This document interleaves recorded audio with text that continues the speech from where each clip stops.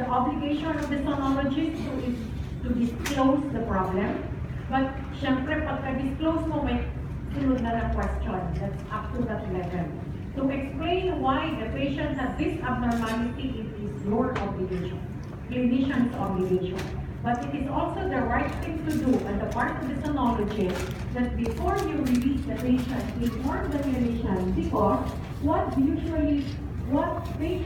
patient usually do is, naghihintay pa lang ng report, the searching is already through Google. Parang hindi naman kayo magulang mag-explain anong ibig sabihin ng gastroenteritis, what causes it. Well, it is an obligation of the clinician, of the sonologist, to inform the clinician that, Doctora, your patient is diagnosed with was diagnosed with fetal anomaly. So that at your end, magpasa na kayo. Okay? Para walang gulo. Kasi what happened is, sisisihin ang ultrasound, bakit mo sinabi, natural. Because there's an abnormality. And then the most difficult part is if there is no cardiac activity. So it has been settled that those abnormal findings in the ultrasound, first disclosure is the sonology, but up to the level of the abnormality. To explain what happened, why this abnormality occurs, that's the obligation of the clinician. Another common request is the location of the placenta. So, location and any abnormalities pertaining to placenta. We usually do outright measurement of the placenta if there is history of cytomegalovirus infection and diabetes to measure the length, the height of the placenta, meaning if there is placentomegaly and the placenta should measure 4 cm or below, 40 mm or 4 cm. If it is beyond that, then have an increase or polyhydramnios with an increased thickness of the placenta, then that is it's either CMV or diabetes. Okay? Now for the classification of placenta previa, there are two classifications na lang, based on Williams and then based on our book in ultrasound. It's either placenta previa, that's it, and totalis. Okay? The description for totalis and marginalis, it should be assessed clinically, meaning when you do your surgery. So what we usually put in the diagnosis is placenta previa. So there are clinicians who will call us, ano to klase? Is it totalis and marginalis? On top of it, there is a description wherein the placenta overlaps the cervical fossa or within the cervical fossa. Siguro naman, nagkakaintindihan na tayo doon. So that's placenta previa. If the distance of the placenta, of the lower edge of the placenta to the fossa is 2 cm, then that's low lying. That's the only time we put low lying. Now, if it is a normal placenta, 2.1, that's still considered normal. Okay? So the diagnosis will be previa and low lying. That's it. So how will you, what will be the request? Kasi it's up to you, diba? Ang request comes to you, anong gusto nyo, yun ang ginagawa ng sonologist. But there are times wherein transabdominal approach is not appropriate for certain requests for ultrasound. For placenta localization, also pwede, but accuracy, if it is placenta previa or low-lying or a normal placenta, then transabdominal ultrasound is not as good as transvaginal. And what makes it difficult is, or the error is because of the bladder. That's why the request usually is PDS. Even if the patient is bleeding, it is still safe. Okay? In placenta previa, you're suspecting placenta previa, even if it's bleeding, the patient is bleeding, PDS can be done.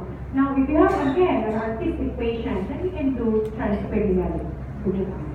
Okay? Kung ayaw niya ng matigas. Gusto niya ng floppy. Okay. So, for placenta accretan, then we go also for TBS. Grayscale, kahit hindi niya sabihin Doppler, grayscale, the specificity sensitivity is almost 100%. Now, if we apply Doppler, ang sagot in case what is the most common sonographic findings in placenta accreta, then that will be the lacunar lake kung walang Doppler na nilagay. Followed, so it will be the lacunar lake or large intraplacental lacuna. Okay, that is 2D. If there is 3D, pag sinabi ng highly vascular placenta within the endocervical, then that will be accreta. Definitely, placenta abruption is a clinical diagnosis. So, we can do the ultrasound, but we will not be able to diagnose if it is placenta abruption. What we usually do is just indicate where the hematoma is. Okay. So, another indications of second and third trimester is screening for preterm labor. Cervical assessment should be done between 16 to 32 weeks. Why? Because if it is younger or earlier than 16 or even 14 weeks, the cervix is always long. Why? Because of the lower uterine segment. So hindi man ma-identify from the isthmus or becomes the lower uterine segment that the cervix will always be long. So the best time, if the question is when is the best time to evaluate the cervix for preterm labor, and that is between 22 to 24 weeks, and through TBS, and this should be done upon the request of the physician. Hindi pwede maging meron ang sonography. Okay? So cervical length analysis is safe, and at 24 weeks, the normal cervical length is 35 mm. So if it is 35 mm T-shape, then you're safe. What are the different shapes? Code is thanks your vaginal ultrasound. T is closed with a normal cervical length of 35 mm at 24 weeks. Now at 28 weeks, then it can be at 25 mm. 2.5 cm at 28 weeks. At 24 weeks, it should be 3.5 cm or 35 mm. So if the sonographic shape of the cervix is Y, it has a small panel that is not clinically significant. But if it is B, then it is already closer to the external os. But once it is open, ID nyo na, and it's open 1 cm, that is already considered U. Okay, so this is the sonographic images. And then, to summarize, a normal versus an abnormal cervical length. A normal cervical length is 25 to 50 mm within 14 weeks to 30 weeks. The best prediction for PTB, preterm birth, is between 16 to 24 weeks. Short cervical length is at higher risk for PTB, but if it was predicted earlier, then it is better prediction for PTB. Now, if the cervical length is more than 50 mm, that is normal. But please do not request cervical assessment as early as 12 weeks. Okay? Then, another is for the discordancy of multiple pregnancy. The parameters, we have 4 parameters. AC, which is 20 mm, the difference between twin A and twin B. Estimated fetal weight is at least 15%. BPD is 5 mm, HC is 5 mm. Okay? So, if this is the question, and this is the image, what is your diagnosis? What is the physiologic characteristic of the image in a patient who is at 28 weeks who came in because of vaginal bleeding? Who answers letter A? The cervix is T-shaped and short. Yes, no. The placenta completely implanted in the internal os. The cervix is Y-shaped. Is it Y-shaped? The placenta is 20 mm away. Okay. So this is the cervix. Okay? Yan ang cervix. Yan ang os. What is the shape? T. So meaning if it is T, that is closed and that is long. This is the placenta, right? Asan ang edge ng placenta? It is hyperechogenic, the edge is here. So the answer is letter B.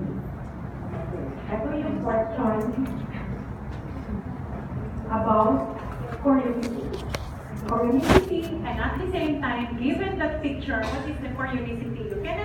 You will not be able to answer the question until you're able to diagnose the chorionicity. What's the chorionicity? Mono. Well, the separating membrane is very thin. There's no T sign. Okay?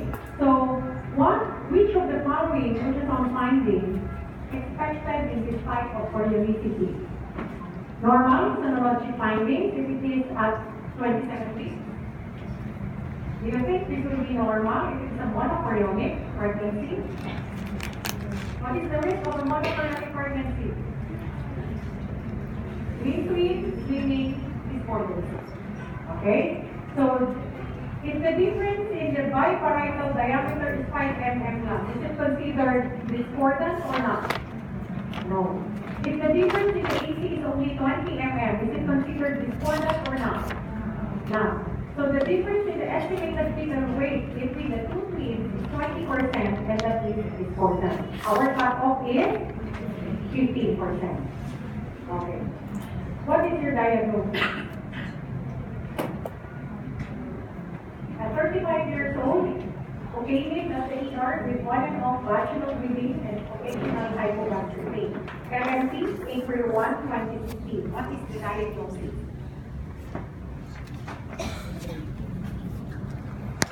Is it an intrauterine pregnancy? Who says yes? Do you have a yolk there? None. So it's not an intrauterine pregnancy. Is this a threatened abortion? No. This is an ectopic pregnancy. This is your uterus. This is the endometrium. No, this is not a genital.